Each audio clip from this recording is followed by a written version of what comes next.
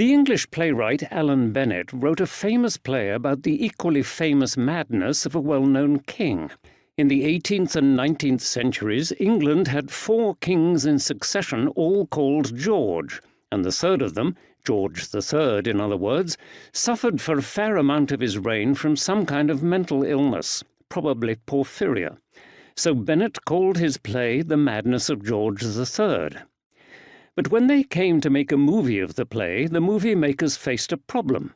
Moviegoers were used to sequels, Spider-Man 2, Superman 3, and so on. A title like that meant that there had been an earlier film of the same name. So they were worried that if people saw a title like The Madness of George III, they would assume they had missed the first 2 films in the sequence, and perhaps they wouldn't go to see what they took to be the third. So the filmmakers just called the movie The Madness of King George. The opening paragraph of the book we are now going to discuss declares clearly and solidly that, unlike Bennett's play and film, it is indeed a sequel. There has been a previous book, and this one continues the story.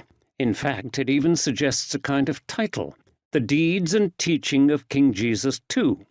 Not Jesus II, of course, because there is only one King Jesus, but the second book about what the one and only Jesus did and taught.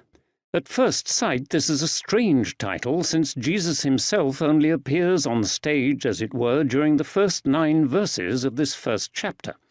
But Luke, whose first volume we know as the Gospel which bears his name, is telling us with his opening sentence one of the most important things about the whole book, which is now beginning.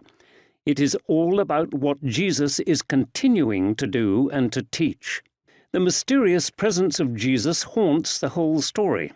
He is announced as King and Lord, not as an increasingly distant memory, but as a living and powerful reality, a person who can be known and loved, obeyed and followed, a person who continues to act within the real world. That, Luke is telling us, is what this book is going to be all about. We call it the Acts of the Apostles, but in truth we should really think of it as the Acts of Jesus too.